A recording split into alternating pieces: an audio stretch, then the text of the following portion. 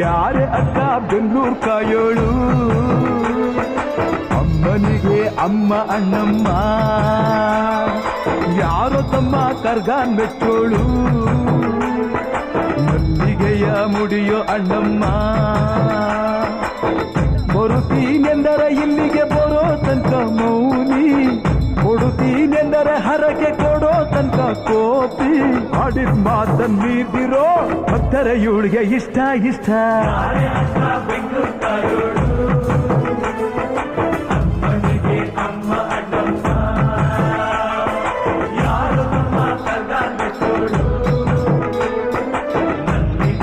ಮುಡಿಯ